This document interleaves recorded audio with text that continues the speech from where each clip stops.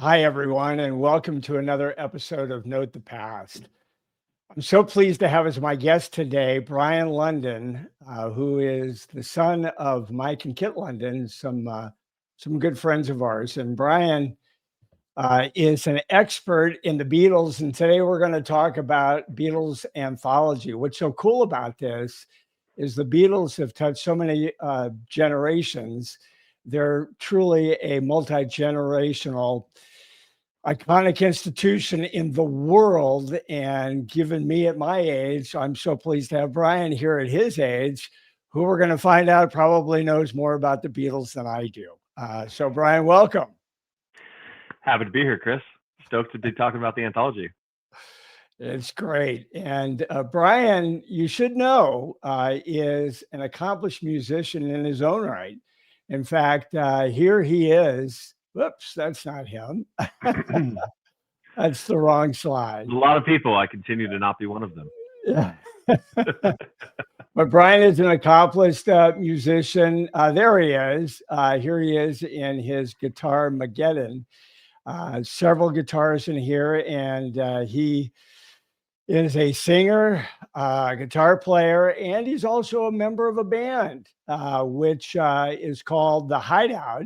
And here's his latest single. In fact, when I send out the podcast, I'll include a link to some of the other songs, which are absolutely fantastic.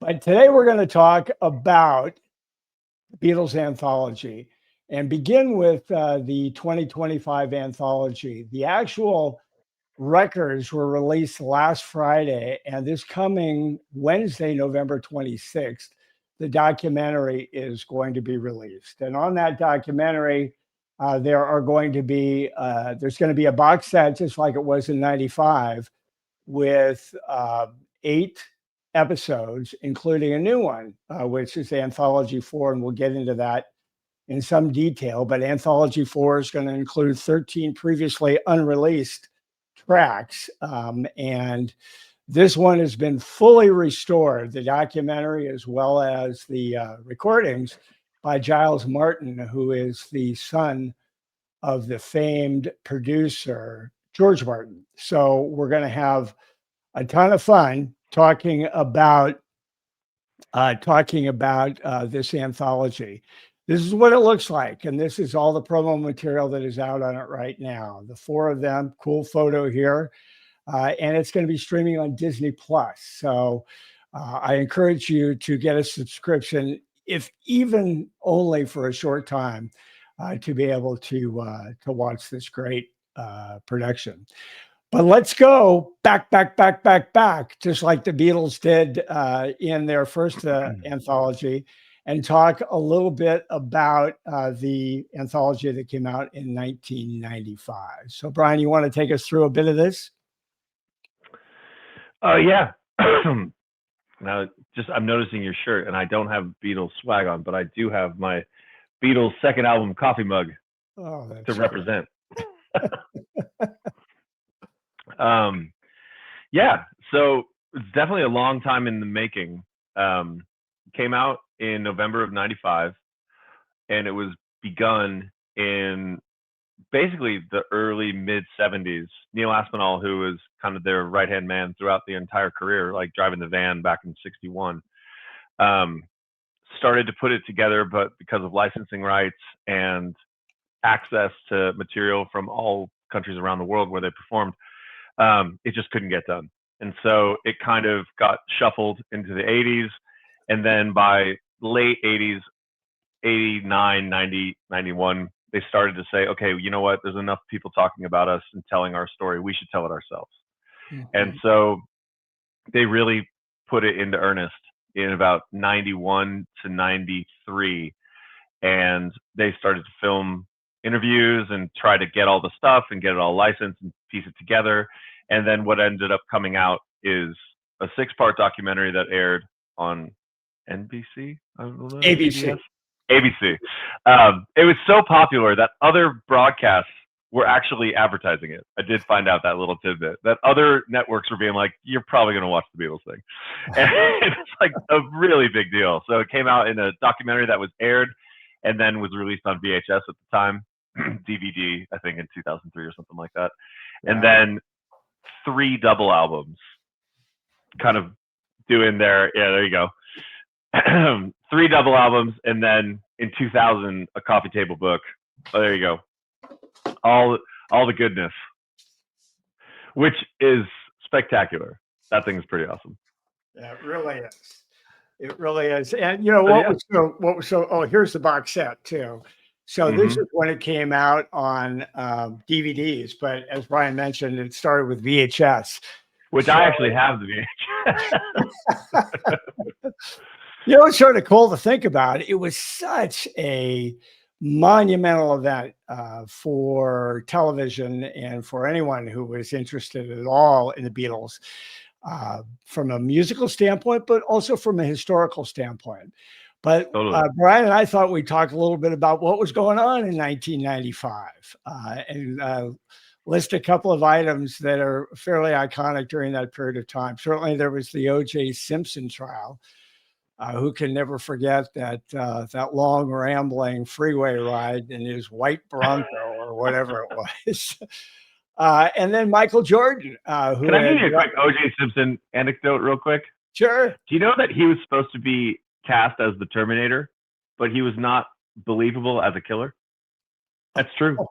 James Cameron, Arnold Schwarzenegger was number 2. O.J. Simpson was number 1, but he goes, I don't believe him as a killer. I'm going to pass on him. I'm going to go with the Austrian. Oh, Austrian oak. That is funny. Wow. Another thing that was going on, Michael Jordan returned to the NBA, the Bulls. Windows 95 was launched. Can you believe that? That long ago, 30 years ago. The internet became a worldwide phenomena. You know, how could we live without it now? Sony PlayStation was also launched. In fact, they're celebrating their 30-year anniversary this year. Our son-in-law is a major player with Sony PlayStation, so it's a pretty exciting time for him. Toy Story, the movie, was premiered in 95, and Jerry Garcia of the Grateful Dead died that year. You had a funny story about that, or not a funny story, a sort of an anecdotal story. I think it's actually tied into kind of coming of age about learning about music. I learned about Jerry Garcia because of his death. Honestly, like I can remember visiting my mom's friend and seeing the newspaper, and he is from where I live in Marin County. And so I was in Fairfax, and I remember going, oh, who's that? And then kind of keying in on learning about the Grateful Dead. And I'd heard a little bit about it, but then that was August 95. And so I think it ties into also, I think the Anthology, this is going to be are we getting into hot takes already? Yeah. But I think, honestly, the Anthologies are my favorite Beatles albums. Because that's where the year previous, they released Live at the BBC. And I know every single song on that. And I loved it. And I just love the raw energy of it. But then as a musician, as you said, with film and everything, I love process. And the Anthologies is all about process. And you get to understand not the finished product, but how did they make this? Like you can go back to early takes of Can't Buy Me Love, and you hear the early takes of it's so weird. And on the second one, Paul starts Yesterday and he's counting chords out to George, who doesn't appear on the record, but the chords are wrong. That's Yesterday's in G. Why are you saying F? Like, what are you talking about? It's so weird, but you get to hear all that and how they made the work. And that's why I love these records so much. And I can't believe that there's enough left in the tank to make a fourth. I'm way into it. It's great. Yeah, it really is amazing. The Anthology 95, when we watched it on television over there, I think it was 3 nights. Yeah. It was 3 nights in November of 1995. And as you pointed out, what came out in 1996.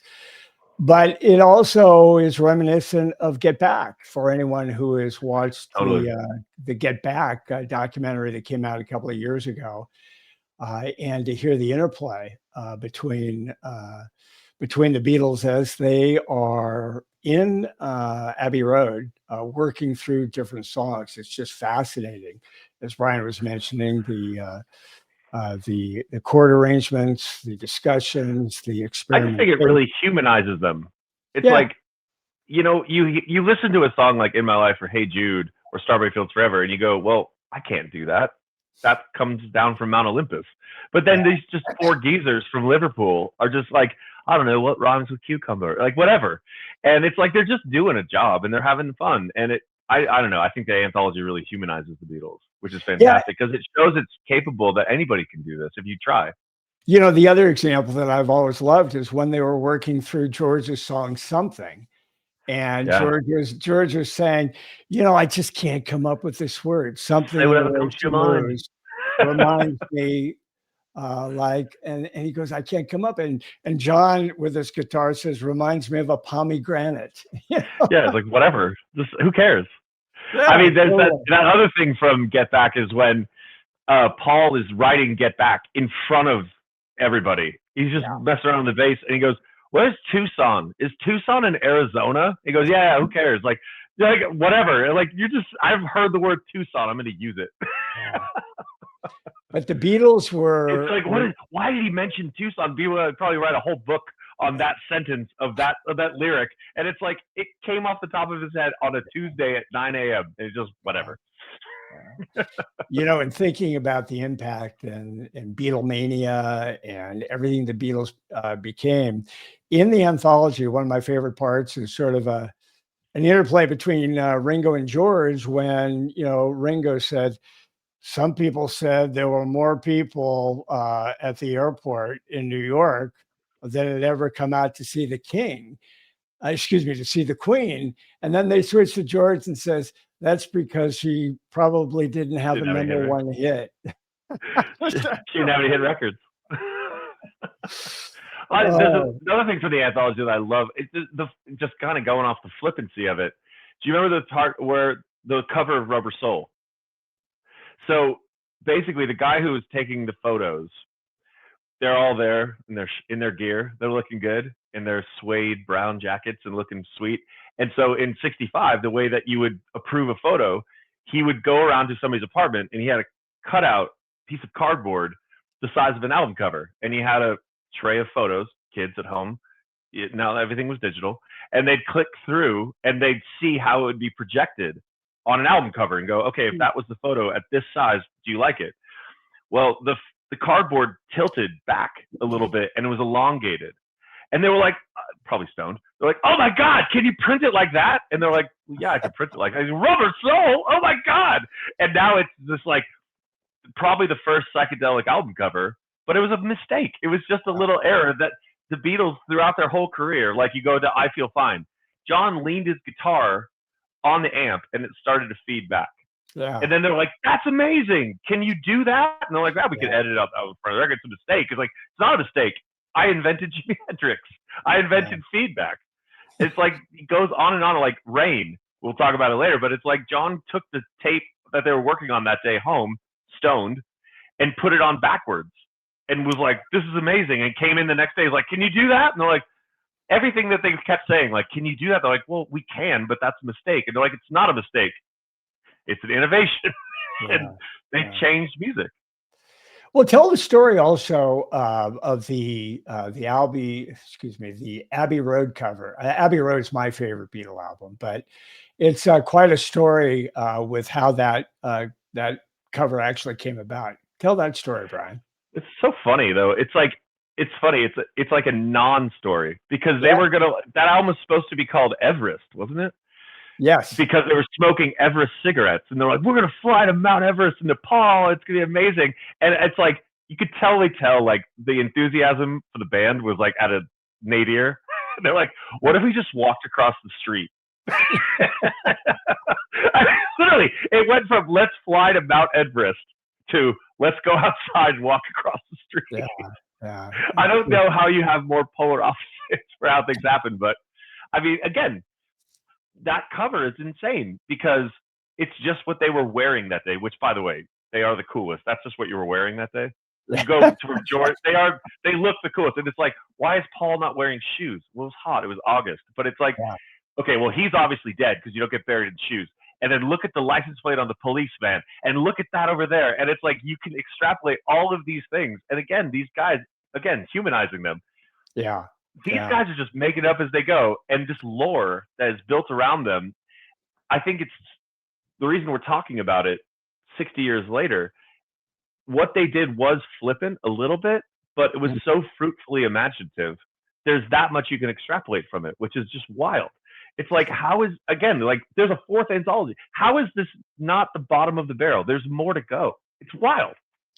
Well, I'm so thankful we're having this conversation, and given our age difference, and as I mentioned before, what are you before, talking about? You're the same age as me. Well, as we, as we really focus on the multi-generational impact of the Beatles, what's really cool about this Anthology 2025 coming out is that it's going to hopefully allow grandparents, parents to introduce, their kids and their grandkids to this terrific music and experience. Well, the anthology, I was 12 when it came out, and it got me into the Beatles. Yeah. Totally. It's just wonderful. Speaking of the Beatles and their impact, let's spend a minute talking about what I've labeled here as their genius. They basically recorded George Martin. George Martin was their producer, and he took them on. He took a risk at taking them on in 1962, and they recorded from 62 to 70. Hey, I have to tell a quick little story, and you know this one well. And probably a lot of people that may be watching this know this one as well. But during their first recording session, George Martin took them upstairs from the recording studio to hear the playback of the single. And George Martin said to them something like, "Well, is there anything that you don't like?" And George Harrison said to him, "Yeah, I don't like your tie." And apparently that had such an impact on George Martin. He felt they were so charismatic that he took a risk and decided to take them on. And the result is what you see on this slide here. But it's also interesting, like just on that point though, the humor. I mean, George Harrison knew that George Martin had produced the Goons. Yeah. And he was way into that. And so the fact that George Martin, I mean, going back to what Abbey Road was at the time, guys were wearing white lab coats. And it's also insane that the Beatles were allowed in the control room. The artist usually wasn't allowed to go upstairs to the control room. They had to stay on the floor. You don't get to hear it. I'll tell you when it's ready. Thank you very much. This is my job. You do your job. And so I think it was the audition, the only reason they were allowed to go into the control room and talk to him. It's like the rigid, like that. And also the Beatles changed that too. By the time they got so successful by Pepper and the White Album, they were like, we're going to record all night. We don't care about your hours. But before that, it was like, no, banker's hours. We're working from, I mean, the things I love, I don't want to go off on a tangent, but the thing that I really love hearing Paul, how productive they were, especially during, until Pepper, when things kind of, they stopped touring and they went off the rails. It was literally, you showed up at 10, you had a cup of tea, a cig, and then by 10:30, you're on the floor, you're showing the band the song. By 12:30, you had to cut 2 songs. And then you went down, you had a sandwich, you had a cup of tea, you came back and you cut 4 more songs. And then you got in the car and they drove you to a gig. And that's how they would make records. And it was like the pressure on that, they didn't even acknowledge. But now looking like nobody would go by those hours. But I mean, like I remember hearing they cut I've Just Seen a Face yesterday and maybe like Tickets Right, something on Help. They cut like 3 classic songs in a day. And they were just whisked off to a gig. And it was just, they were like, okay. Well, building on that, Brian, their very first album, and George Martin felt after the success of Let Me Do that they had to put out an album, and the very first one was Please Please Me, and they did it in a day. They basically did a gig in the studio. They did a gig. And they saved Twist and Shout until the end because John knew he was going to blow his voice out. Exactly. And so it was like, all right, after that, it's like, what do we do? It's like, we go home. There's nothing else to do. Another favorite part of the anthology is when Paul's talking, and it was about the time of the White Album, which Some people think that was the name of the album, but the name of the album is The Beatles. The Beatles. But it just became known as the White Album. And it was a double album. It was a double album. They hadn't done it before. And I think Was George it the Martin first double album? I believe it was. They invented the double album. But the George Martin had said, geez, why are you stringing so many songs together? Why not just take the best and make a single album? And Paul's so great in the Anthology. He said, come on, it's a double album. It's the Beatles. Get over it. It'll be fine. It'll be fine. Exactly. Which fine. Probably the subtext was, we all went to India. We all wrote a bunch of songs, and no one can agree what to cut. So just put them all on because we're all fighting. Which they were at that point in time. We had way too much time in India not eating food and just meditating. And so we wrote way too many songs. Totally. All right. So back to their genius. And we got diverted, but we're going to get diverted a bunch because this is the fun of it. They had 12 studio albums, 213 songs, 188 of them were their originals, and 25 were covers. I mean, like, remember when they did Please, Mr. Postman? Oh my God, what a beautiful song that was. And do you know their first record with all originals? What's that? Do you know the first record with all originals? No. Hard Day's Night. Oh, was it really? That was the first record that they put out. Please Please Me, Meet the Beatles, and then Hard Day's Night was the first one they'd put out with all originals. And then they were so drained from making the movie and touring, and they were like, by the way, you did that in the spring. You need to do an album for the fall. And you go back to Beatles for Sale, and half of it is covers because they're like, dude, we got 6 originals. We're so tired. we don't have it. And you know what's so cool that that Brian was just talking about? This was my first album. This was the album that I fell in love with, and I bought it at Discount Records in Menlo Park. It's either on the corner of El Camino and Roble or El Camino and Live Oak. Little Discount Records, $1.98 for this album. But what's so interesting about this is this was the release by Capitol in the US, when in fact it had been released with this title originally by Parlophone with the Beatles, and it was all mono when it was fully released, versus this one being in stereo. So kind of different track listing too. And different. I mean, you're touching on the American versus the England markets, which is really wild. The first story that comes to mind is Brian Wilson always said that he got stoned and listened to Rubber Soul, and that was what inspired him to write Pet Sounds. But he was listening to the American version of Rubber Soul. That's not the track listing of Rubber Soul. Yeah. There's songs from Help on there. There's singles on there. And it's like, wait, what was Brian Wilson? Because he's like, oh man, an album that's one piece. I'm like, but that's not the album that they made. Yeah. That was what some American executive put together. Like, I think I've just seen a Faces on it. I'm like, that's not Help. That's not on Rubber Soul. Yeah. Just so funny how they would be like, how could you be so cavalier to be like, we're going to resequence this record? Who's doing it?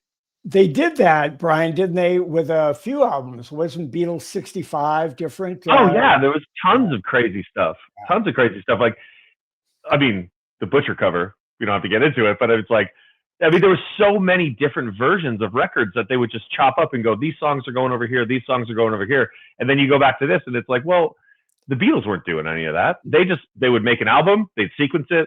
It's also like all the stereo mixes, they had no involvement with. Yeah. None. They only approved mono. So anytime you would hear a stereo mix from the 60s, the Beatles and George Martin were not in the studio. Yeah. So that's why they're all weird. Yeah, totally. So back to their genius, we'll get through this quickly. They had 27 number one hits. And of course, that culminated in the album One that came out and went 2000, I think it was. And again, all the major hits there. Apparently, there were about 100 songs that were released that had not been released post their breakup.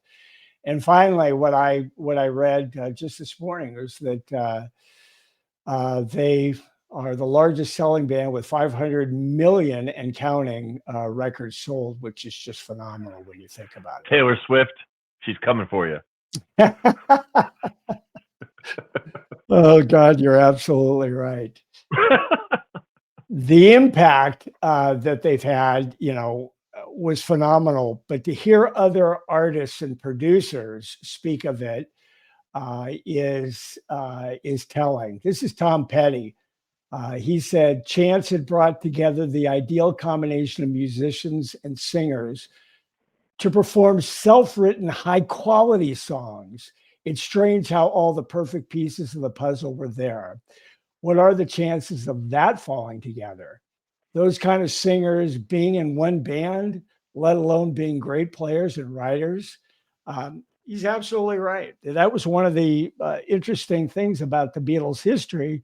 And one of the things that caught George Martin's eye was their sense of melody and the way they had three voices in the band that could harmonize in various songs versus a lot of other bands, like even Tom Petty and the Heartbreakers, when you think about it.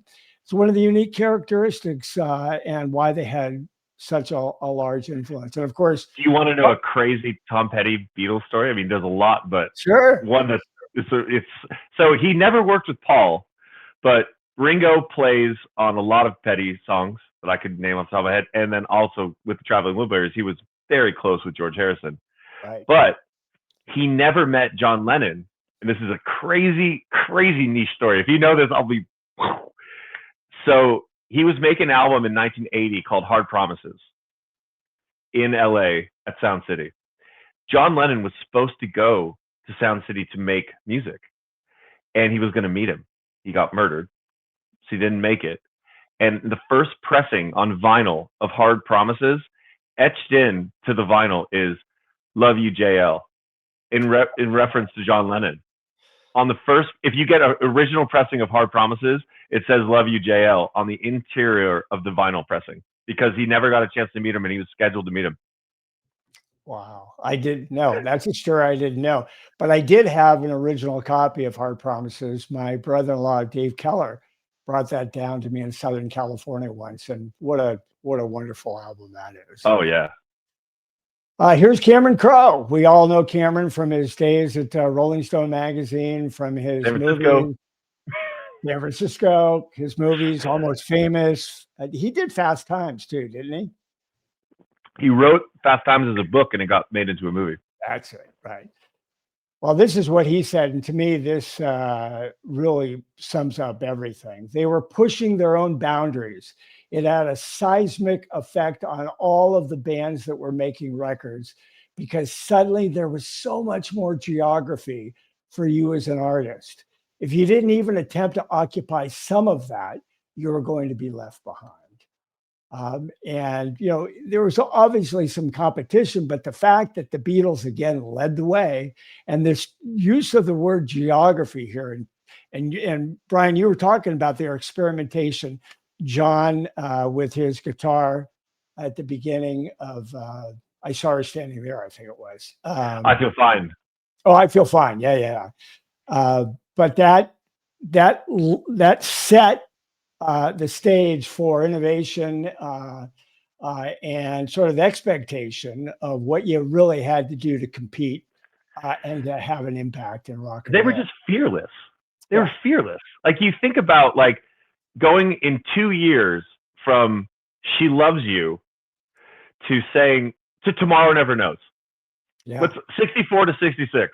I'm going to do an Indian song on one chord talking about the Tibetan Book of the Dead. And I was singing P.S. I Love You, please buy my record, like 24 months earlier. How on earth?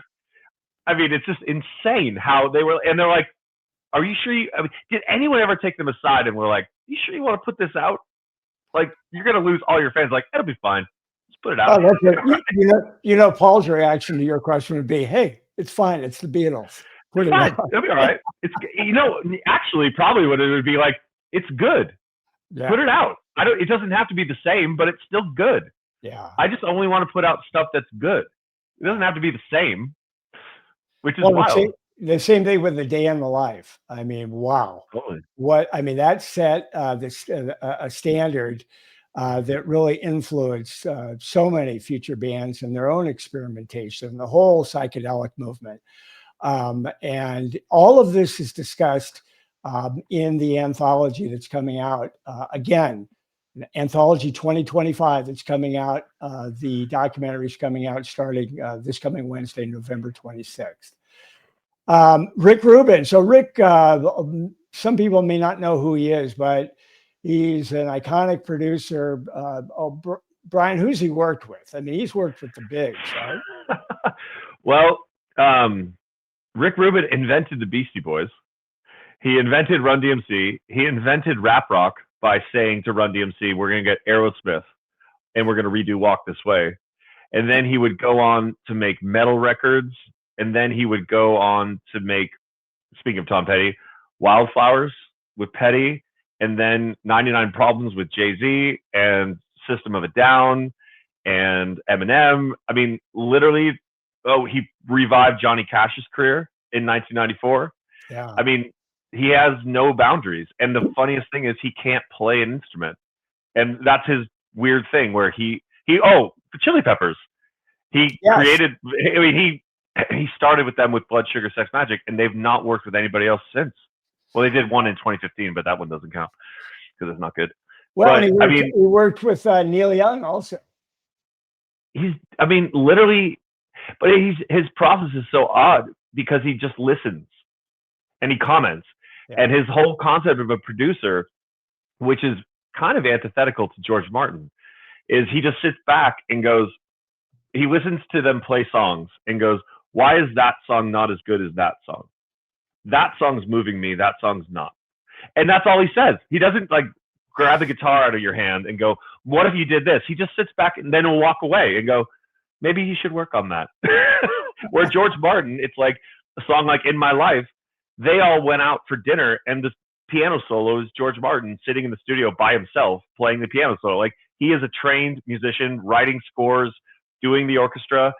Rick Rubin's nothing like that. He just literally is like a fan, but he's a very opinionated fan, and he's usually right. Well, and this is what he said about the Beatles, about their recording, how they record. It's the Bible for everything that has come since. It's the reference point for everything.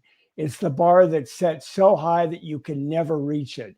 But thank God it's there because we all strive. And amazing. Clearly, you can talk with just about any artist, and they will talk with you about some either general aspect of the impact the Beatles had on their own recording, or some nuance that really shaped their sound going forward. Well, being in studios, and my favorite place in the world is a recording studio. It's that sentence, right? Well, this paragraph, it's really funny because if you say that sounds kind of Beatle-y, or that sounds like the Beatles, you really need to dig in on that because it's like, well, does it sound like four guys sweaty in Hamburg and leather pants? Or does it sound guys, tripping on acid making Sgt. Pepper? Or does it sound like we've all grown beards and we've went to India and now we're going to make like Abbey Road and the White Album, like granola, like that kind of version? Like, or is it Let It Be? It's like they did so much in those 6 years that you can't, 7 years, you can't almost like, well, what are you talking about when you say, oh, it sounds like the Beatles? It's like, well, Ringo's drum sound on Please Please Me and his sound on Abbey Road could not be further apart. So what are you talking about? And they did it all. Yeah. It's like the guy who wrote P.S. I Love You also wrote Helter Skelter. Yeah, I know. Just amazing. Hey, on that point, there's a great bit in the anthology of George Martin talking about recording Please Please Me. And John says, yeah, John brought the song to the Beatles, and apparently he was influenced by Roy Orbison. And as he'll say in the anthology, he was thinking, please, please, as Orbison would sing. And it was kind of this slow sort of melody. And George Martin suggested that they speed it up. And they did, and they played the playback. And George said, fellas, you've got your first number one. See, it's funny. You're pointing your index finger at me. Yeah. Actually, what he does, which I love, it's so British. He uses this stuff. He goes, well done, fellas. Got your first number one right there. He's like, all right. It's like Winston Churchill producing it. I was like, well done, fellas. Got your first number one. I told you. I love George Martin so much. I told you he was an expert on this stuff. He's the best, man. George Martin is character. So the Beatles have been huge in our family. And Brian's got a story to tell here. But this was me in 2013. It was raining. And I got that cabbie to take that photo of me and send it back. And this was right across the street from Abbey Road Studios, excuse me. But you were talking about your own experience there. Yeah. I'll show this real quick. This is the plate that is outside of all of the studios in Abbey Road. This is Studio 2. This was the Beatles studio. I know it's backwards. But I worked at the BBC for a year, and I met a woman who was fascinating. This was in 2004, and she was Scottish, and she was friends with the Beatles' wives in the 70s. And she had stories for days of hanging out with Linda and Olivia and Yoko and all that stuff. And she kind of got that I was way into the Beatles and all that kind of good stuff. And on my last day of work, before I went back to college, she said, don't come in tomorrow. Go to this address and talk to this person. And I was like, okay, St. John's Wood. And I show up at Abbey Road, and literally there's all the Japanese tourists outside this, because the gates are open. Like, you could walk in, but you feel like there might be a sniper on the roof if you cross the threshold. And I walk in, and everyone's like, oh, he's walking in. And I'm like, I'm supposed to be here. And I walk up, and the woman at the front desk is like, hi, you're not supposed to walk in. And I'm like, I'm actually here to see Steve. She's like, oh, okay. And Steve shows up, and he's like, oh yeah, Cecilia sent you. All right, I'll show you around. And I got a tour of Abbey Road, of everywhere. And literally, not kidding, there's Studio 3. He opens the door and then shuts it. And I'm like, what? He goes, Bono's in there. Oh my God. Like, oh my God. We're not going in there. I'm like, okay, didn't see Studio 3. But then walked into a room, walked through a doorway, and it smelled kind of musty. And I'm looking around, and it's clicking quickly. I'm like, and I remember saying, this is it, isn't it? And he was looking at his fingernail. He goes, yeah, this is it. It was Studio 2. And it's like all the curtains, everything. You're like, you haven't changed anything. He's like, why would we change it? Got magic here, man. And the stairwell up to the control room to my right, it's like you're walking through there, and you look, and you can see the clock, and you're like, oh my God. And you look down at the floor, and you're like, this is it. This is it. So yeah, I got to stand in Studio 2. You were in the cathedral, no question about it. I went to church that day. So before we get to our last little segment, I also wanted to show you that, to give you an idea of how important the Beatles have been to our family, to Cindy and me. Actually, we were dating when Abbey Road came out, to our daughters, to our grandkids. This was a Christmas card that we sent out one year, tribute to Abbey Road. These are our 11 grandkids walking across the zebra here. So it's had a big impact in our family. So what Brian and I thought we would do is sort of end with, and this was very quickly, Rusty Hurd, Brad McLean, my two close friends, and I went to the Beatles' last concert, August 29th, 1966. Listeners of the podcast, Chris teased this, and I was like, I'm going to save this. But I'm like, you're burying the lead, man. You saw the Beatles. We did. What? We I've did. never met anybody that has seen the Beatles. We did. And this is That the is- chicken. This Could is you the hear chicken it? club. Could you Oh yeah, hear you it? can hear a ton of screaming. Just a ton of screaming. Stadium wasn't full because there were some issues that were coming on, and They were bigger than Jesus. Yeah, they were. It was actually after the controversy around John's comments that were bigger than Jesus. But still, it was an incredible event. I wish I had this ticket stub. They go for about $3,000 on eBay at this point. I heard that they only played for like 25 to 30 minutes. That's all. Is that true? That's all it was. Well, but I think that was a pretty standard for their concerts then. They were about a half hour. Did they have openings? Were there other bands? No. Do you remember? No. It was just. I don't recall. Oh, cool. I was 16 years old at the time. Really cool. I remember seeing footage in the anthology. They arrived by armored truck. They did. They're literally in the back of an armored truck to the middle of like where the pitcher's mound is. And they all get out and sing, and then they get back in an armored truck.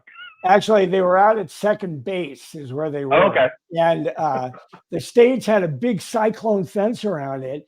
And you can go and you can watch a video and you can see cops running after fans that were running on. It's in the anthology. Crap. That's where I've seen it. Yeah. Yeah, it is. And you can see George and Ringo turning around and looking during the concert at the cops chasing down and tackling these fans. It was just wild. God. A wild time. That must have been stressful. So we thought, it's so hard. And I'm sure many of you have probably thought, okay, what's my top Beatles song? What's my top 3 Beatles songs? So Brian and I took a shot, and you should too, and send us your ideas if you're so inclined. But or critique our list. We took a shot at our top 10, and these are not in order. These are just 10 songs that we narrowed down. So the key word here is favorite, not the best Beatles songs. These are my favorite. Yeah. And as you point out, it could change in a half hour, right? Oh yeah. Every 10 minutes, I'll give you a different 10. Why don't you take us through these quickly? All right, I'll try to be brief. The first one that came to mind is "Baby You're a Rich Man" because on the new anthology, there is a great outtake of them recording that, which I did a little digging. That's the first track that they ever recorded outside of Abbey Road. They recorded that at Olympic. And one night, Mick Jagger's there. They did it in like a 6-hour session. But that song was done in May 1967. So they had wrapped Sgt. Pepper's, and they were about to release it. And they're like, well, let's do a B-side to All You Need Is Love, the first worldwide broadcast. So they banged that out at night. But it just sounds like the most confident guys in the world. And it just sounds like the beginning. It's literally kicking off the summer of love of 1967. Mm-hmm. And I just think that sound of that time period, it just encapsulates every bit of psychedelia. When they talk about that has everything going on for it. Rain, it encapsulates my favorite period, about 1965, 1966, the first time that backwards music was ever used on a record. And they also recorded it twice as fast, and then they slowed the tape down. And that's, if you hear on the outtakes on, I think, Revolver, you can hear it done at the proper speed. It's twice as fast. It's manic. And then they slowed the tape down and give it kind of this woozy effect, which is just, I love that song. We Can Work It Out, I think, is the archetypical, this is not a hot take, everybody knows this. This is the archetypical Beatles song. You have Paul's up-tempo, optimistic verse. You have John's melancholy minor chord. Hey, man, life's not so great, you're going to take your kicking. I mean, it's the push and pull of their songwriting partnership in one song. It's the archetypical Beatles song. Tell Me What You See is my favorite Beatles song, and it's an absolute piece of fluff that you can tell that Paul McCartney wrote it in about 4 seconds. I just love it. It helps my favorite Beatles record. I love the sound of it. I love it. I had to put a George song on there, and I thought about it for a minute, and I was like, the big ones, something, Here Comes the Sun, all of those, All My Guitar Gently Weeps. I'm preferential to I Need You. I just love that song. Beautiful. If I Fell, I think is the best example of their John and Paul's harmonies. If you listen to it, Paul's going down, John's going up. If I give my heart, if I give my heart. If you listen, it's the most complex melodic structure, and it works so seamlessly, and the chords are all over the place. And then you think back, and you're like, you're 24 years old. Paul's 22. It's 1964. How are you doing this? It's just, it's magic. I'll be on my way. So wait a minute before you move on. If I Fell, isn't there a wonderful version of If I Fell in the new Anthology 4 that I think I love? Yeah, any peek behind the curtain of how they made that. Oh yeah, it's a bit of a stripped down version, but it's just gorgeous. Sorry, go on. I never heard it too. I think, I'm not sure if it might be one of the new ones. Yeah, it's not on like a bootleg or something. It's fantastic. I'll Be on My Way is a song that they never recorded for an album. It's off of Live at the BBC. It is an original Lennon-McCartney song that they had done on a BBC session in 1963 that I've always loved my whole life. When I got the BBC album in 94, I just always went back to that one. And then looking in the credits, I was like, oh, that's not a cover. They wrote that. But then they just discarded it as one of the kind of tryouts of songwriting when they were kids. But I've always loved that. Babies in Black is on there because I think of the Beatles as basically Help is when they go to color. And before that, it's black and white. All their music is kind of black and white, and then they go to Help, and then it becomes colorful, and then it gets Technicolor with Magical Mystery Tour and all that stuff. So during that, there's still a garage band, kind of like they're a bar band, but Babies in Black is a waltz. There's footage in the Anthology of them playing that at Shea Stadium. Play a waltz to 70,000 kids. How are you getting away with that? That's amazing. Again, it also really highlights the harmonies. I love that song, but I can't get over the gall of those guys. They're fearless. How would you do that? Yeah. Sun King is on there because I wanted to represent the later period, where my hot take is, I think that they invented modern surf music. I think that is the soundtrack to like Jack Johnson surf records, when it's not like Dick Dale Miserlou, it's this mellowness. And I'm like, did you guys invent surf music too? You invented heavy metal with Helter Skelter, but also this is like the best soundtrack to going surfing. It's amazing. I love that song. And then It's All Too Much. My favorite band, controversially on a Beatles podcast, which is Oasis. And I think It's All Too Much invented Britpop.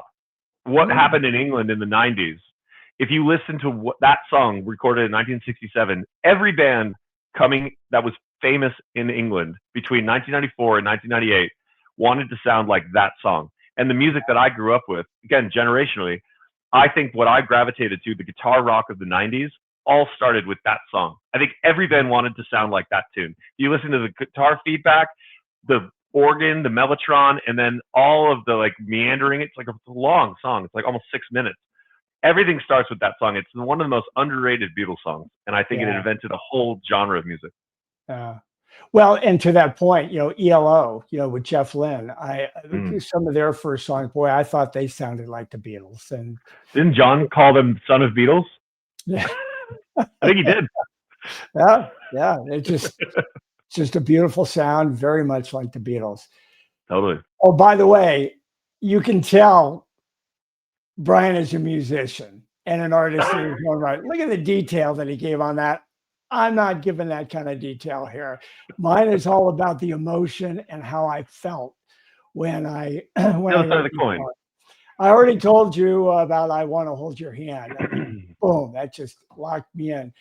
Don't Let Me Down is my favorite Beatles song.